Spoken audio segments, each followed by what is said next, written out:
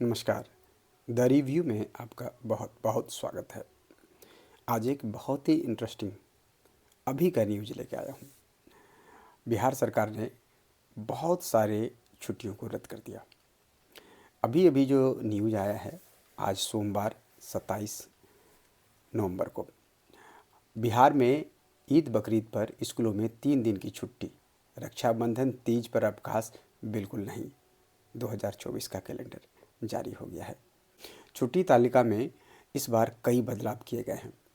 रक्षाबंधन की छुट्टी को खत्म कर दिया गया है, वहीं गर्मी की छुट्टी 20 से बढ़ाकर 30 दिनों का कर दिया गया है।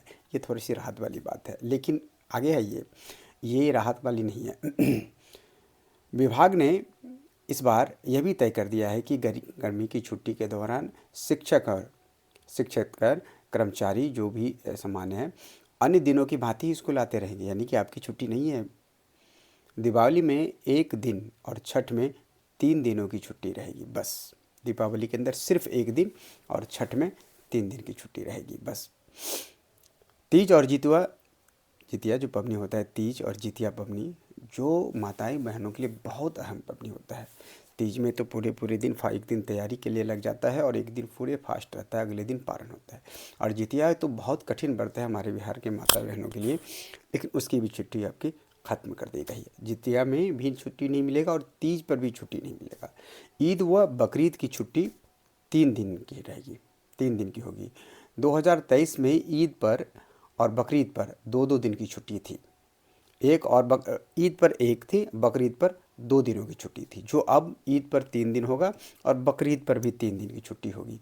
क्योंकि आपके जो ये छुट्टी जो बढ़ा है 3 छुट्टी, तो जितिया और तीज का छुट्टी काट लिया गया है। होली पर 2 और दुर्गा पूजा में सिर्फ 3। समझ रहे हैं? होली पर 2 छुट्टी होगा और दुर्गा पूजा में सिर्फ 3 छुट्टियां होंगी। शिक्षा विभाग ने पहली से 12वीं के कक्षा के लिए एक तरह की छुट्टी की तालिका जो है वो तय कर दी है। पहली बार 1 से लेकर के 12वीं तक, यानी कि छोटे गुरुजी से लेकर के बड़े गुरुजी तक की छुट्टी की तालिका सिर्फ एक ही होगा, कोई इसमें नहीं होगा 2024 के कैलेंडर के अनुसार। इससे पहले प्रारंभिक स्कूलों के लिए जिला छुट्टी तय करता था, मतलब प्रारंभिक स्कूल के लिए जिला तय करता था। वहीं माध्यमिक उच्च माध्यमिक स्कूल के लिए माध्यमिक निदेशालय छुट्टी का आदेश तय करता था। विभाग ने जारी जो आदेश किया है उसमें कहा है कि गर्मी की छुट्टी 15 अप्रैल से 15 मई तक केवल छात्र छात्राओं के लिए रहेगी। शिक्षक और कर्मी अन्य शैक्षणिक प्रशासनिक कार्य करते रहेंगे, यानी स्कूल आते रहेंगे।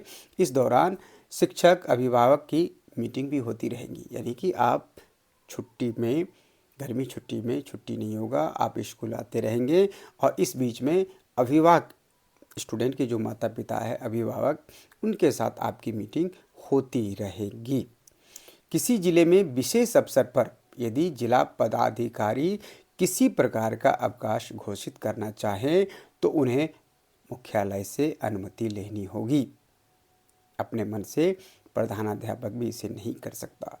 किसी भी स्कूल में प्रधानाध्यापक अपने स्तर से स्कूल में अवकाश की घोषणा कतई नहीं करेंगे। आगे तो देखिए, अन्यथा उनके विरुद्ध कार्रवाई तो होगी ही होगी। सभी स्कूलों में वार्षिक जो उत्सव होता है वो गणतंत्र दिवस, स्वतंत्रता दिवस और गांधी जयंती तथा अन्य महापुरुषों की जयंती मनाई जाएगी। ये ठीक है। लोकसभा चुनाव को देखते हुए गर्मी की छुट्टी में परिवर्तन किया जा सकता है 2024 के कैलेंडर में। गुरुवार को भोजन अवकाश के बाद अभिभावकों के साथ बैठक एवं बाल संसद आयोजित की जाएगी। तो बाल संसद आयोजित की जाएगी, ये बहुत अच्छी पहल है कि बाल संसद हो, ताकि बच्चों में कॉन्फिडेंस बढ़े। और गुरुवार को भोजन के बाद, यानी मिड डे मील के बाद ये चीज़ होगा। और एक और इंटरेस्टिंग सब्जेक्ट, कभी आपने सुना होगा किशनगंज में कुछ विद्यालय में शुक्रवार को छुट्टी दे दिया था, संडे को क्लास होता था, तो हंगामा हुआ था।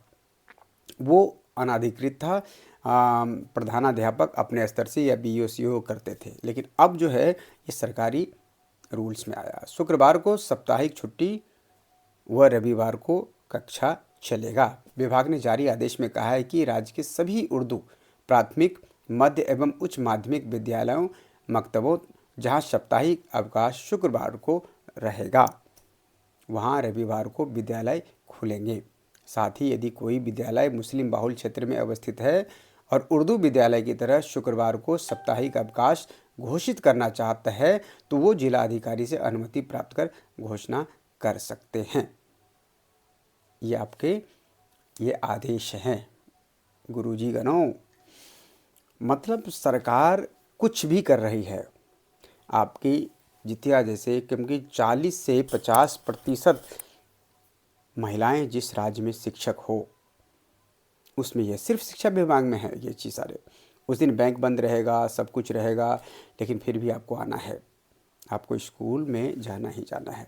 जितिया पबनी हो चाहे मतलब तीज हो, उस समय कोई मतलब नहीं है सरकार का, आपको स्कूल आना ही आना है। तनख्वाह जो लेते हैं आप, और शिक्षा तो सोच रहे थे ऐसे ही शिक्षा होगा, लेकिन शिक्षा तो, और ये चीज़ें हैं ना, सिर्फ पाठक के पाठक के माध्यम से नहीं होता। कोई नीति लागू, कोई भी अधिकारी के पास अधिकार नहीं है जो नीति को लागू करे।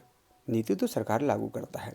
अब अगर फ्राइडे को अगर छुट्टी होगा तो के पाठक जी नहीं कर सकती कि मैंने घोषणा कर दिया छुट्टी हो जाएगा। उसके लिए सरकार जिम्मेदार है, सरकार तय करेगी कि भाई हमें कब छुट्टी देना है और कब कैसे करना, वो तो पालन करवाएंगे उसको। लेकिन यह जो खेल है, अगर आपको सरकार चाहती है कि भाई अगर आपको हम तनख्वाह दें तो पूरे के पूरे काम, चाहे विद्यालय में बच्चे आए ना आए।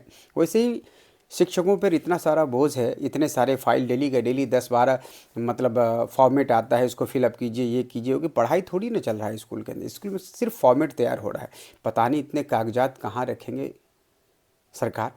इतने सारे फॉर्मेट, इतने सारे नेट के माध्यम से ये चीज़, ये करो वो करो। शिक्षा के बारे में कभी कोई नहीं कुछ आता है कि बच्चे को ये पढ़ाओ, बच्चे को वो पढ़ाओ, बच्चे को टेस्ट लो, बच्चे को इतने साल में टेस्ट होना चाहिए, इतने % मार्क आना चाहिए, बच्चे को तभी आगे बढ़ाओ जब क्लास में मतलब बच्चे अच्छा करने लगे, अगर 5वीं पास हो तभी छठा में आगे बढ़ाओ। ऐसे इस सब पे कोई रूल रेगुलेशन नहीं। खाली टीचर को कब छुट्टी मार रहा है वो देखो, टीचर को क्या क्या कराना है वो देखो, जब मर्जी आदेश जारी कर दो ये चीज़। लेकिन शिक्षा पे इससे कोई फ़र्क नहीं पड़ता।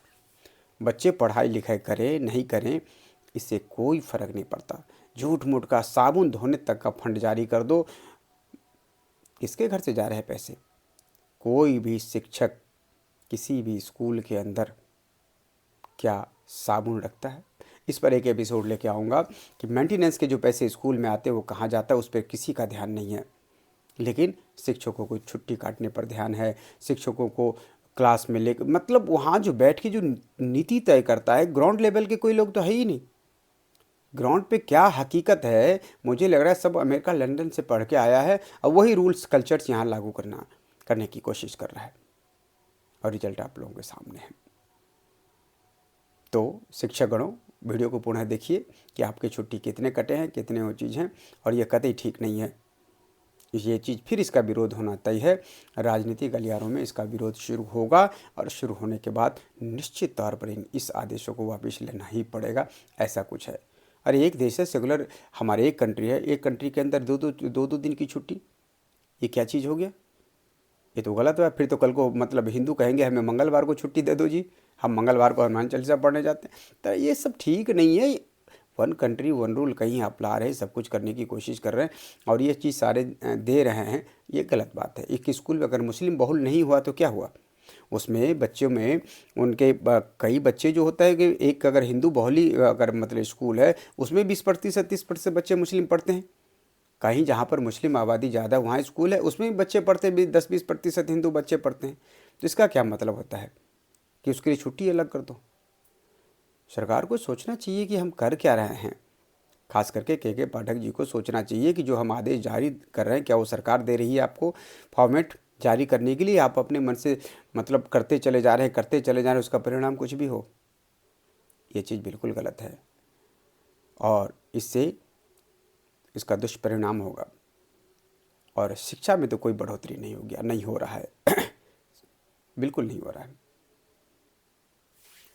अगर वीडियो अच्छी लगी हो सब्सक्राइब करें, दोबारा पढ़ें, इस वीडियो को देखें और इम्पोर्टेंट वीडियो था, इसलिए वीडियो बना के आपके समक्ष रखा कि नए नए रूल्स रेगुलेशंस क्या है, इसका नुकसान क्या है, इसका फ़ायदा क्या है। नेक्स्ट में बताएंगे, एक अच्छी वीडियो के साथ आएंगे कि कितने पैसे किस स्कूल में आता है मेंटेनेंस के, और उस स्कूल का मेंटेनेंस कैसा होता है। धन्यवाद।